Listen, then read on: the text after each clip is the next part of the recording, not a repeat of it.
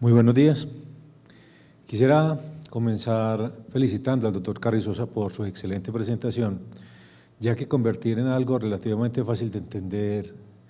un tema complejo tiene un mérito grande y es un talento docente que hay que destacar. Vamos a mirar durante los siguientes minutos el diagnóstico bioquímico y genético de las porfirias, que es uno de los elementos esenciales, puesto que veremos que de la calidad y las características con que se recolecten las muestras y el buen criterio médico depende la posibilidad de hacer el diagnóstico. Recordemos que en la clasificación de las porfirias, clásicamente se han dividido en hepáticas y eritropoyéticas dependiendo del sitio donde se ubique su trastorno. Pero esos precursores de porfiria pueden tener rasgos comunes y por eso una propuesta que se ha hecho relativamente reciente es hablar de porfirias agudas,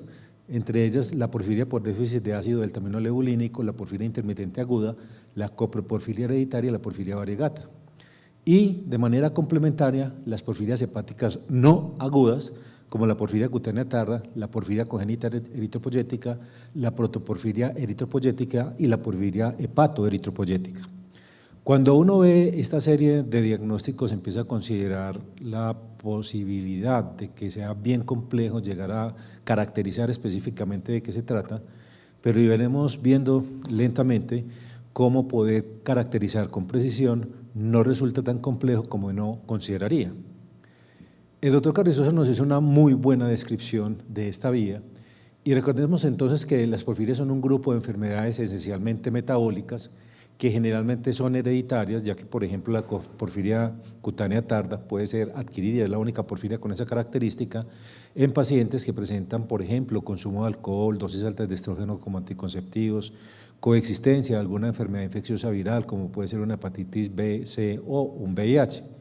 Por eso se habla de generalmente hereditarias y ocasionadas por una deficiencia de cualquiera de las enzimas que participan en la síntesis del grupo hemo, que sabemos principalmente identificamos como componente de la hemoglobina, parte esencial de los glóbulos rojos, pero que no cumple esa única función,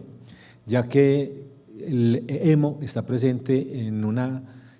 cantidad incalculable y que todavía se estudia de procesos bioquímicos en el organismo. Si queremos mirar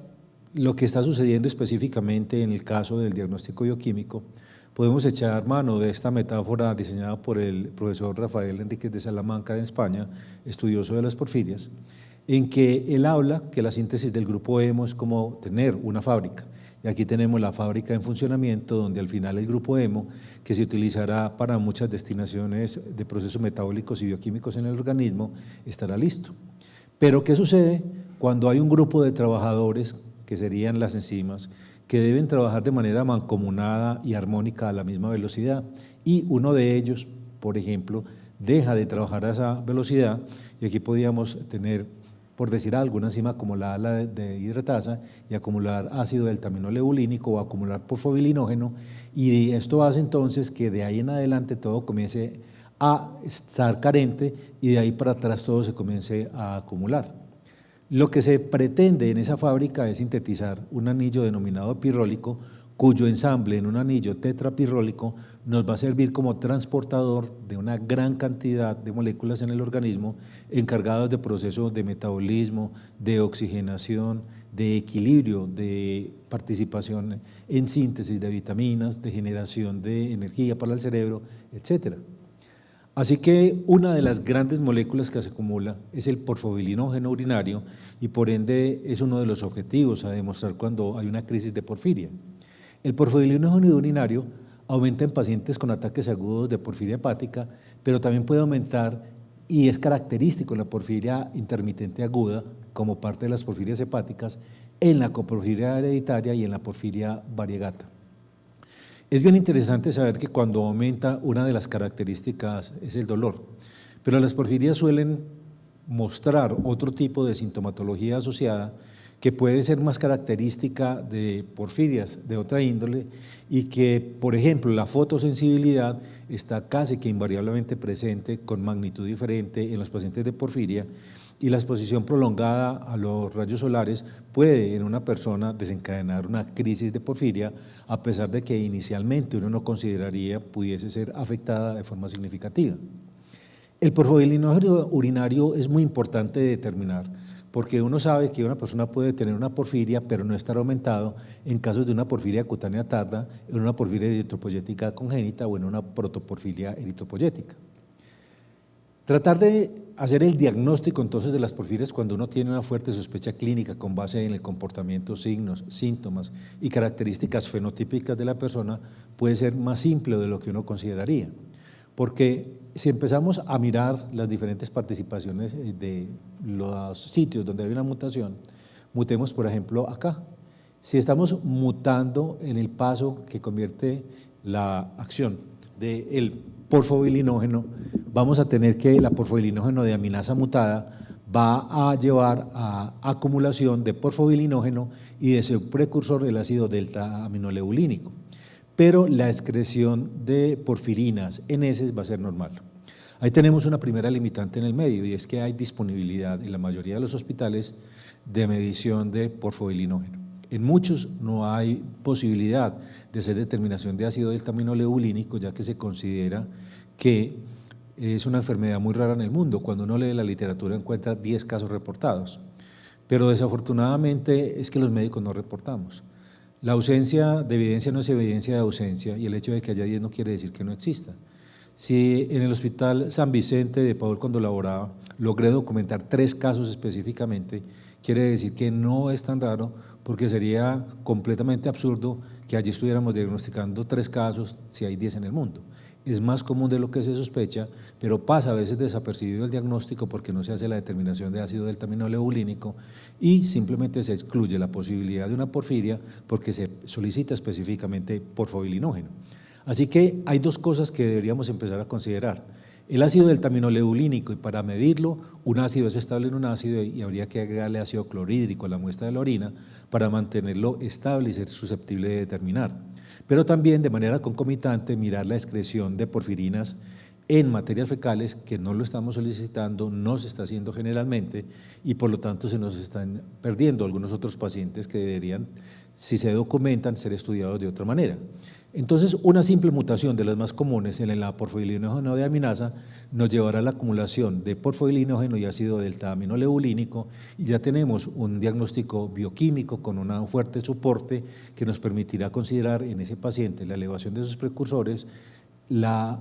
conclusión de que tiene una porfiria intermitente aguda. Pero miremos, por ejemplo, una coproporfiria hereditaria. Una coproporfiria hereditaria va a tener mutación en el coproporfirinógeno oxidasa. Y veamos, sería en este punto. Por lo tanto, el coproporfirinógeno 3 va a llevar a que se acumule lo que hay de ahí hacia atrás, porfobilinógeno y ácido delta aminoleulínico, pero también la coproporfirina 3 en la fase aguda.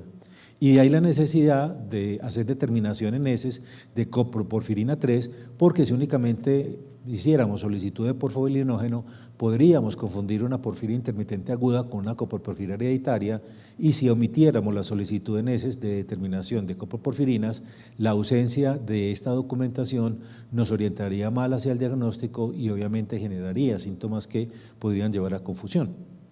Pero consideremos que la mutación se encuentra en la protoporfirinógeno oxidasa. Si tenemos la mutación en la protoporfirinógeno oxidasa, vamos a encontrar que esa protoporfirinógeno va a metabolizarse, aumentando las protoporfirinas a nivel fecal, mostrando acumulación de su predecesor, la coproporfirina 3, y hay una prueba que es simple y específica, y es que cuando se hace determinación por fluorescencia, hay un pico de emisión que se encuentra entre 624 y 626 nanómetros. Este tipo de porfiria cursa con una fotosensibilidad extrema. Fide, por ejemplo, la chica que ven acá, tuve la posibilidad de conocerla en uno de los congresos de porfiria en Francia, y ella es una persona que es un ejemplo de vida, porque con sus lesiones, con la deformación que muchos dirían, tiene una belleza espiritual, tiene una capacidad de superación, un entendimiento, una bondad para relacionarse con las personas que la muestra como un ejemplo de vida y que pone en evidencia como alguien que tenga una enfermedad que puede ser deformante y que genere sufrimiento, puede ser también un gran motivo de superación, de capacidad y de compartir, de enseñar con su ejemplo.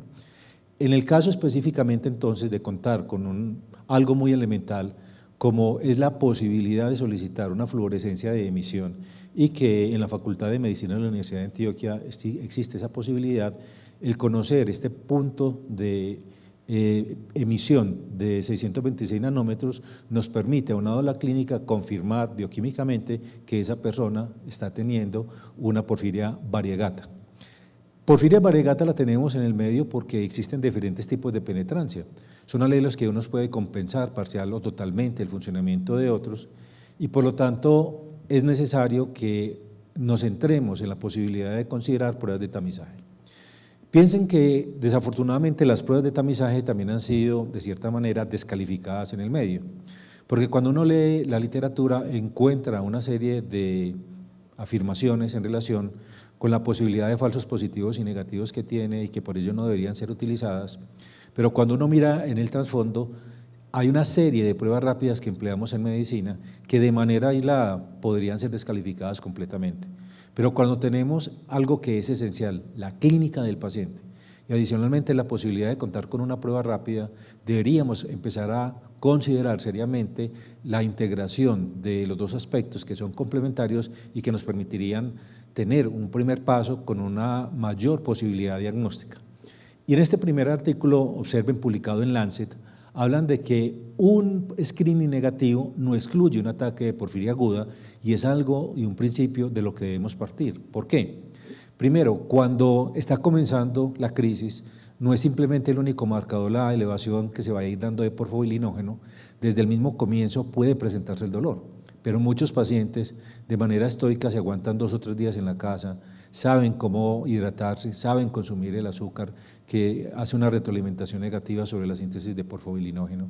y todo eso lleva a que pueda caer rápidamente los niveles de porfobilinógeno y el paciente consulta con el cuadro de dolor abdominal, consulta con muchos de los síntomas característicos de un ataque agudo, pero el ataque agudo ya se lo trató y por lo tanto lo que encontramos es que ya disminuyó el porfobilinógeno, está ausente, pero hay que tratarle las secuelas, no va a requerir obviamente la administración de mina, pero sí la intervención de su dolor, de neuromoduladores, de otra vez manejar el sueño, de mejorar su tránsito intestinal.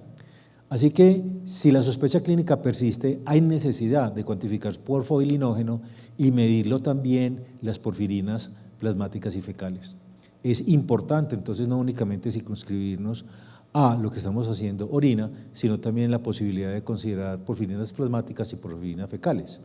La expresión de porfobilinógeno puede caer debajo del límite de detección en las pruebas de tamizaje muy rápidamente después del inicio de los síntomas, particularmente en la porfiria variegata, en la coproporfiria hereditaria y el diagnóstico entonces puede ser omitido si uno no tiene esto presente.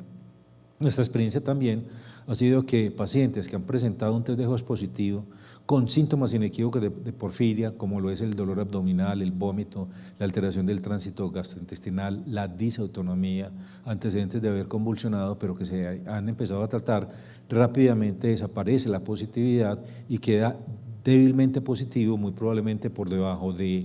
los números que son descritos habitualmente en la literatura que hablan de elevaciones de entre 10 y 20. No hay duda alguna que hemos documentado casos con elevaciones incluso mucho mayores, pero que estos casos son dramáticos y son muy sintomáticos. Por lo tanto, podremos tener casos con elevaciones ligeramente superiores a lo normal en pacientes muy sintomáticos o porque esté en la etapa de disminución o porque esté en la etapa de elevación y ello meritaría un seguimiento para determinar la intervención farmacológica específica. Miremos cómo en Práctica Médica en el 2002 se publicaba el diagnóstico y los dilemas en porfiria intermitente aguda en un paciente, por ejemplo, que le hicieron las pruebas iniciales de porfiria y resultaban negativas. Y vamos a ampliar este concepto acá. Dice que la excreción urinaria de porfobilinógeno y ácido delta-meneolínico confirmó finalmente el diagnóstico y que las pruebas de screening son criticadas debido a que carecen de sensibilidad y producen ocasionalmente falsos positivos. Un screening positivo todavía sigue siendo útil en el contexto de una emergencia, pero debe ser siempre confirmado por una prueba cuantitativa específica. Así que esto es necesario porque en la gran mayoría de los países del mundo es el médico quien a la cabecera del paciente cuenta con una prueba rápida, un screening, que a pesar de que pueda tener falsos positivos y negativos, si va analizado de la mano de la clínica, puede darnos una orientación muy importante para solicitar a continuación una medición de porfobilinógeno y del terminoleulínico en orina de 24 horas y de porfirinas fecales. Así que ellos mismos, a pesar de los limitantes del estudio, siguen realzando la necesidad de considerar esta posibilidad. Dice que, adicionalmente, que la expresión de porfobilinógeno, su excreción, puede caer debajo de los límites de detección de las pruebas de screening muy rápidamente después del inicio de los síntomas, y que esto probablemente explica por qué las pruebas tempranas fueron negativas específicamente en este paciente, y por lo tanto se requiere lo que siempre hemos rescatado, un alto índice de sospecha clínica, que es importante para evitar retrasos en el diagnóstico y que puede llevar a que se le administren al paciente drogas que pasan a ser inadvertidas y que son potencialmente porfirinogénicas. Tuvimos en uno de los departamentos lejanos una paciente con un cuadro de porfiria que dentro de su disautonomía presentó fiebre, y esa fiebre fue manejada con dipirona, que ellos buscaron como dipirone en la base de datos de medicamentos de porfiria.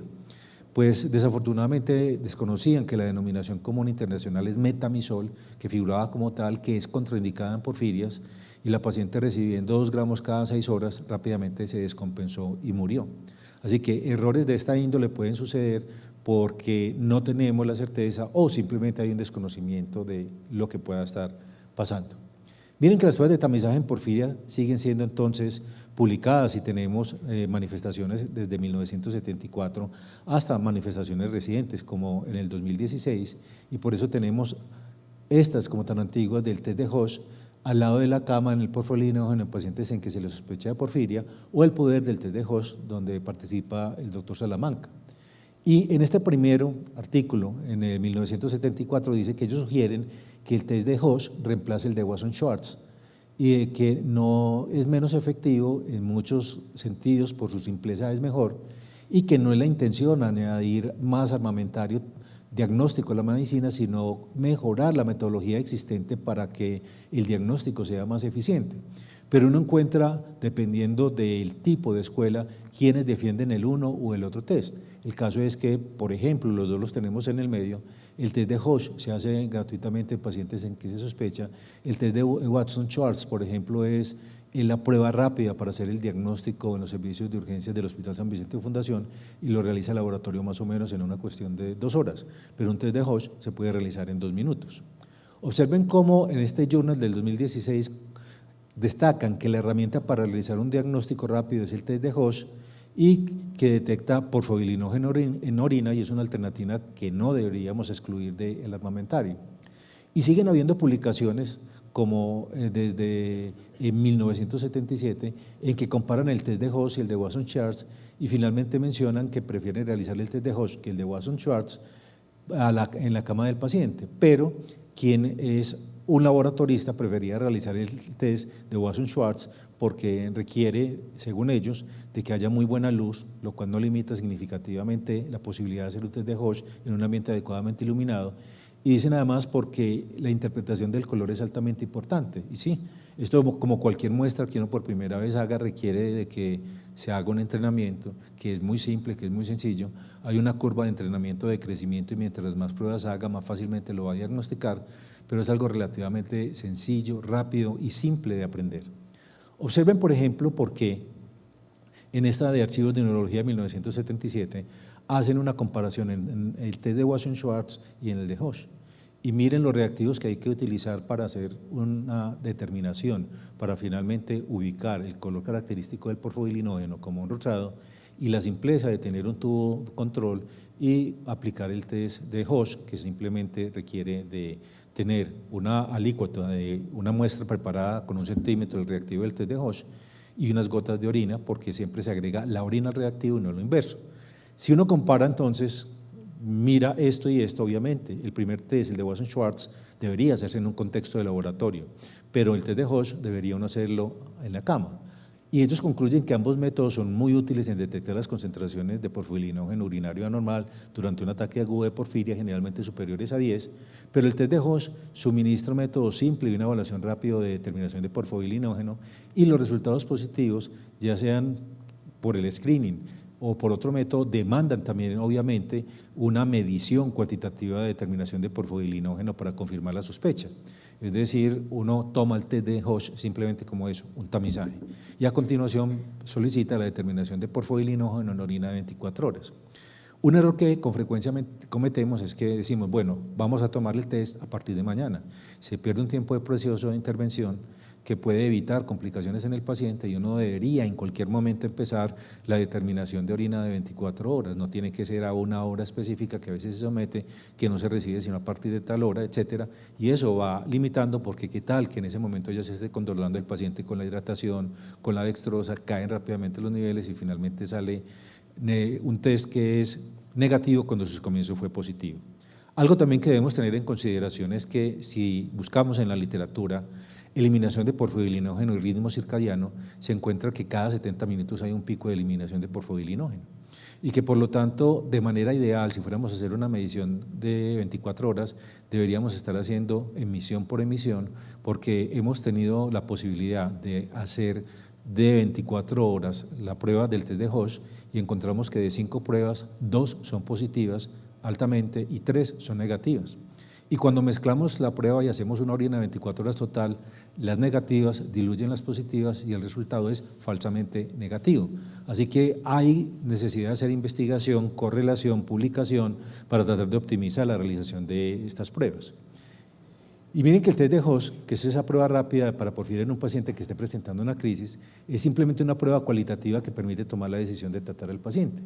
Y lo han repartido gratuitamente como una prueba como indicador de porfoilinógeno en orina. Es un ácido y por lo tanto en una pequeña cantidad que necesita que no tenga monogafas para protección ocular y guantes, y simplemente toma una muestra de orina espontánea, preferiblemente cuando el paciente esté sintomático, y hay necesidad de hacer énfasis. Las pruebas, a excepción de las genéticas, son siempre negativas en los pacientes que son asintomáticos. Hay que buscar que el paciente esté en una crisis para poder tener un diagnóstico que sea de corroboración. Hay excepciones, pacientes que ya han tenido la crisis, que tienen la porfiria, pueden presentar eliminación de porfoilinógeno en cantidades ligeramente superiores a las normales durante años, y eso no significa ni mucho menos que se encuentran en crisis si la clínica no la acompaña. ¿Cómo se procesa la muestra? Se toma de esa muestra de orina espontánea simplemente un par de gotas. Hay que proteger de la luz el frasco con el cual se toma la muestra, porque el porfoilinógeno es supremamente fotosensible y es muy inestable la temperatura, y por lo tanto uno casi que debería tomarla en la cabecera del paciente. Y agrega 1 mililitro del reactivo a 2 gotas de orina fresca, y esto es muy importante. El exceso de reactivo a un poquitico de orina. Nunca se le agrega la orina al reactivo como uno pensaría, sino el reactivo y las gotas de orina, y esto produce este color. Siempre 1 mililitro de reactivo a la orina, y observen lo que se presenta, un color rosado. Obviamente que la realización del test de Hosch requiere de una interpretación, y es positiva cuando casi que instantáneamente la parte de arriba de la solución se pone de color naranja o rojo cereza al contacto con la orina, y luego se va extendiendo lentamente a toda la solución en el siguiente minuto. Y esto es específico de que existen cantidades anormalmente altas de porfoilinógeno superiores a 10. La prueba es negativa cuando no ocurre este cambio de color luego de la mezcla, y está determinada porque cuando tenemos 2 moléculas de ácido deltaminolebulínico y por acción de la ala hidratasa van a formar porfoilinógeno, este anillo que vemos aquí es el anillo pirrólico, y ese anillo pirrólico es lo que detecta el test de Hosch al reaccionar con este reactivo, el 4-dimetilaminobenzoaldehído, para generar un compuesto coloreado que tiene este aspecto. Fue publicado por la doctora Natalia Mesa, el doctor Burgos y Trella en el 2014 para realzar la necesidad de contar con pruebas rápidas en el tamizaje de enfermedades metabólicas que a veces se olvidan y las cambiamos por pruebas que pueden ser más específicas y sensibles, pero más costosas y lentas, y sigue siendo útil diagnosticarlo rápidamente. Y obviamente, como todo test, tiene falsos positivos y negativos. Pero el test de Hoche requiere excluir la presencia de índoles como el ácido indolacético. ¿Y cuándo encontramos indolacético? Cuando la persona tiene de base otra enfermedad huérfana, una tirosinemia, pero tiene una clínica completamente diferente con compromiso del desarrollo neurológico, generalmente retraso mental, convulsiones, y nos llevan una vida muy prolongada. Metildopa, que lo utilizamos muy ocasionalmente, sobre todo en embarazadas. Pirprofeno, que es un antiinflamatorio no esteroideo no disponible en el país. Desnutrición extrema asociada al alcoholismo, no es el contexto de estos pacientes, porque ellos evitan el licor, dado que el licor es un potente inductor de síntesis de porfobilinógeno y de crisis. Y fenazopiridina, que es el anestésico urinario, no se prescribe muy frecuentemente en nuestro medio, y estos son falsos positivos. La prueba del test de Hoche es positiva a concentraciones por encima de 10 miligramos por litro, como ocurre generalmente en un paciente en crisis con porfiria intermitente aguda. Y la excreción fisiológica de porfobilinógeno siempre es menor de 10 miligramos por litro, y en consecuencia uno no espera resultados positivos en personas que no estén en un episodio agudo de porfiria o que no sufran de la enfermedad. Al momento hay más de 400 pruebas que se han realizado y estamos en proceso de análisis de las mismas para determinar posteriormente con medición de porfobilinógeno o secuenciamiento genético qué sensibilidad tuvo y qué utilidad puede tener aplicabilidad en nuestro medio. Pero la clínica es fundamental. Estas son fotos donadas por una de las personas que está aquí asistiendo y que de entrada uno sospecha una porfiria variegata porque la acumulación de porfirinas en piel hace que la exposición a solar rápidamente produzca esta lesión, y esta exposición fue inferior a 15 minutos, llevando también a una proporcionalidad de oscurecimiento de la luz, porque el porfobilinógeno presente en la orina y que existe en la porfiria variegata rápidamente se oxida a porfirinas que le confieren el color oscuro o color vino tinto. Pero hay otro tipo de porfirias que uno, por ejemplo, con una lámpara de Wood simplemente la sospecha como una porfiria eritropoyética congénita, en que se da esa tinción amarillenta en los niños y que uno piensa que es mal aseo dental, pero que se hace evidente el enrojecimiento de la eritrodoncia cuando está en una luz de Wood. O cuando uno tiene una porfiria cutánea tarda, recuerden que además de vesículas y fotosensibilidad, uno va a encontrar que hay un hirsutismo importante en las personas que comienzan a presentarla, y por eso es tan necesario familiarizarse con la clínica del paciente para orientar el diagnóstico. El porfobilinógeno desafortunadamente nos ha llevado a confusiones porque se toma mal en muchas partes. El porfobilinógeno requiere que durante la recolección de la orina se proteja permanentemente de la luz, pues las porfirinas se degradan y pueden disminuir a la mitad en solo 24 horas si no está protegida de la luz. Se debe mantener la orina a 4 grados centígrados desde su recolección hasta el análisis, y ese análisis debe realizarse durante las 48 horas siguientes en condiciones de almacenamiento refrigerado. Si se va a hacer después de 2 días, hay que congelar la muestra a menos 20 grados centígrados, y ahí entonces vienen las alteraciones que se presentan durante la toma, la protección, el procesamiento y el almacenamiento. Y en el caso de que se vaya a determinar ácido deltaminolebulínico, hay que recoger la orina a un pH entre 3 y 4, para lo que se debe añadir previamente 10 centímetros de ácido clorhídrico concentrado al frasco en que se recoge la muestra. Así que nosotros hemos visto y hemos documentado tomas de porfobilinógeno en frascos transparentes, no opacos, no protegidos por ende de la luz, no están cubiertos con aluminio o con papel carbón en abundancia, no están protegidos por una bolsa negra. Están metidos en una bolsa con hielo, pero no garantiza que esté a 4 grados de la temperatura cuando hemos tenido posibilidad de corroborarla. Adicionalmente, cuando se transporta al laboratorio se pierde la cadena de frío. Cuando llega allí no se protege de la luz, se deja en un rincón, y cuando hay tiempo se procesa, y con base en ello hay resultados que uno asume son inequívocos cuando existen una serie de procesos y de pasos que pueden interferir significativamente con un resultado confiable. Es por eso que en Europa a mí me sorprendió que existieran centros especializados para transporte y análisis, y hablaban de que el 65% de las muestras bien tomadas en un paciente con porfiria daban positivas. No es muy por encima de lo que hace un test de Hoche, y simplemente son técnicas de recolección y transporte, y que cuando se repiten, a veces a la 4ª muestra es que se puede determinar que en realidad sí se está haciendo.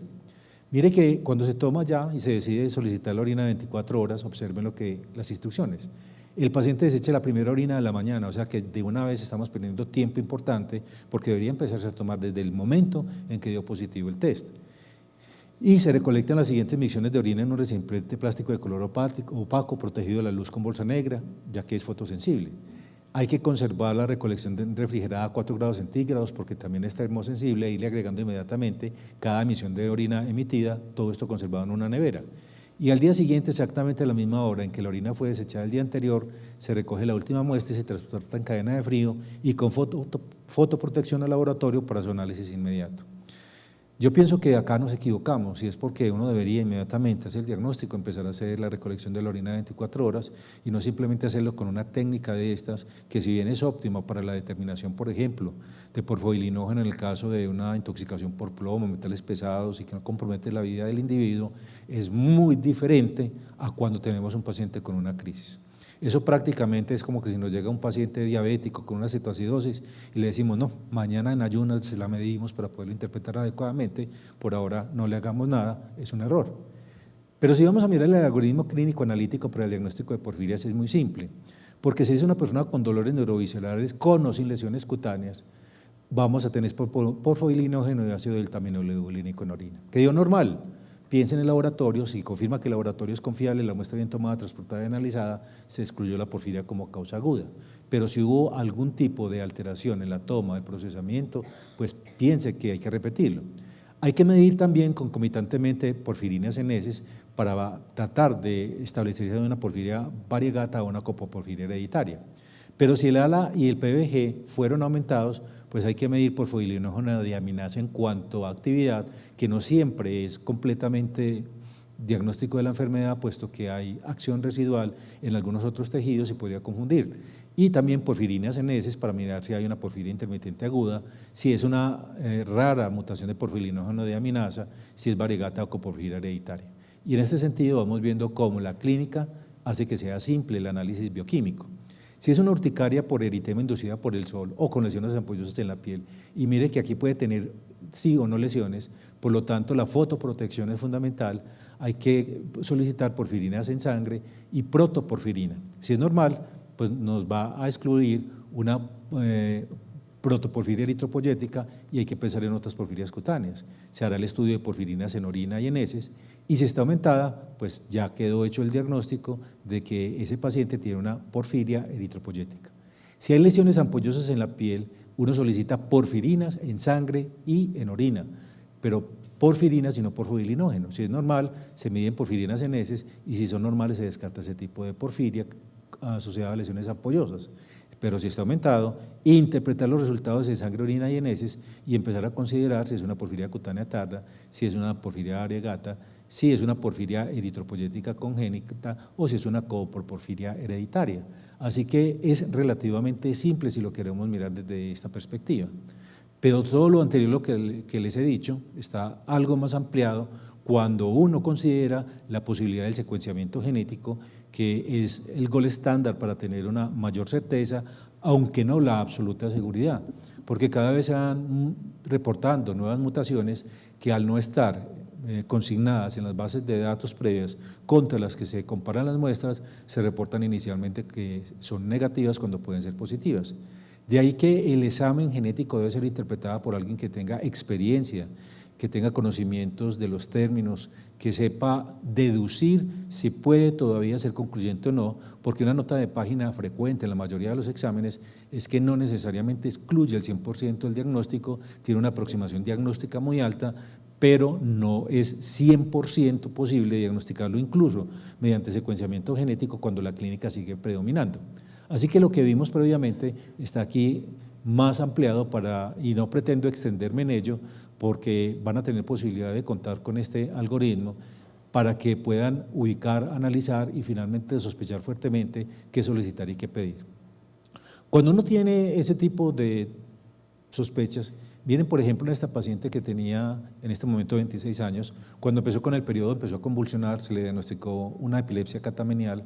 tenía dismenorreas muy intensas y algo de fotosensibilidad, le sospechamos una porfiria, le pensamos que tuviera una coporfiria, se le hizo la medición de 626 nanómetros con el equipo de barrido fluorométrico, se le hizo la caracterización genética, se hizo medición de actividad enzimática y la doctora Natalia Mesa, el doctor Burgos y yo pudimos entonces notificar a esta paciente como una nueva mutación, como la primera paciente colombiana con caracterización nueva de una copoporfiria hereditaria, así que tenemos en el medio una serie de mutaciones que no compartimos con el resto del mundo, que son autóctonas, que son propias y que deben ser investigadas, consignadas para enriquecer esa posibilidad diagnóstica.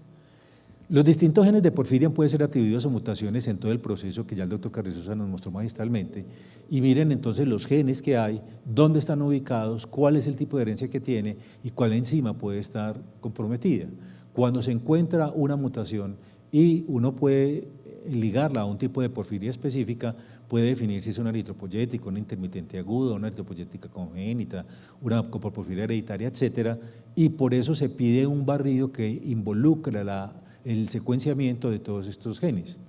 Todas las tecnologías de secuenciación tienen limitaciones, absolutamente todas, pero el análisis debe hacerse mediante una secuenciación de lo que se denomina próxima generación, el Next Generation Sequencing, y habla de regiones codificantes y regiones de splicing, y generalmente cuando uno no ha leído en relación con qué es el splicing, por ejemplo, puede sentirse desconcertado y ocasionalmente puede haber interferencias para identificar alelos de variantes patógenas en análisis de secuenciación, eliminación, fenómenos de duplicación, y por eso se pide el Sanger, que es un método que se usa para confirmar variantes con puntajes de baja calidad y para cumplir las coberturas.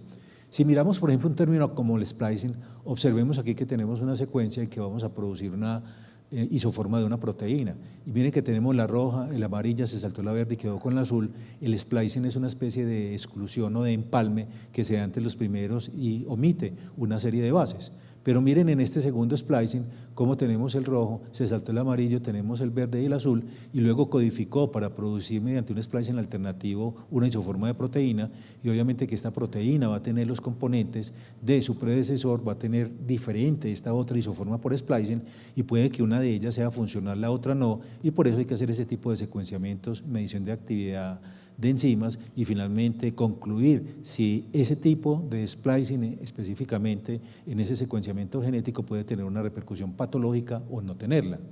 El caso es que el panel para desórdenes de porfiria sí se ordena y permite delecciones, duplicaciones, identificar alteraciones de regiones genómicas que incluyen genes completos, 2 o más exones contiguos en tamaño, pero no detecta muchas cosas de manera rutinaria. Las eliminaciones o duplicaciones identificadas se confirman mediante ciertos métodos específicos de la genética, y el ensayo no detecta ciertos tipos de alteraciones genómicas como translocaciones o inversiones, expansiones repetidas, por ejemplo trinucleótidos, hexanucleótidos, alteraciones en regiones reguladoras como las promotoras, regiones intrónicas profundas, etcétera. O sea, tiene limitaciones, aunque nos acercamos cada vez más a lo que sería la perfección hacer el diagnóstico. Así que en un ataque agudo, recuerden, para ir sintetizando, un tamizaje con el test de Hosch o un test de Ehrlich, si nos da negativo es poco probable una porfiria, si nos da positivo hay que pedir ácido deltaminolevulénico y porfoilinógeno en orina de 24 horas bajo las condiciones que describí. Si es normal puede excluir una porfiria interna intermitente aguda. Si es alto hay que medir porfoilinógeno de aminasa eritrocitaria, perfil de porfirinas en heces para diferenciar una porfiria intermitente aguda, una coporfiria hereditaria y una variegata. Si hay una urticaria o quemadura por exposición al sol, pues medimos protoporfirina en eritrocitos. Si es normal, nos va a excluir una protoporfiria eritropoyética, pero si es alto hay que confirmar la porfiria eritropoyética mediante análisis de protoporfirina 9 en heces, porque ahí es donde se está elevando. Y si hay lesiones cutáneas costrosas o vesiculosas, hay que medir porfirinas en orina 24 horas mediante HPLC, y se hace medición de porfirinas también en heces y protoporfirina en eritrocitos. Si son normales se destaca porfiria.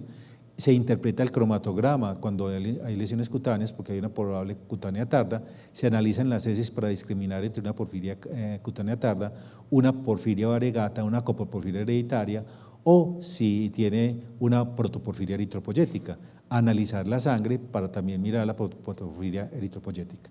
El laboratorio entonces lo podemos solicitar cualquier especialista sabiendo cuál es el código COPS. Miren que el código COPS 903040 nos permite solicitar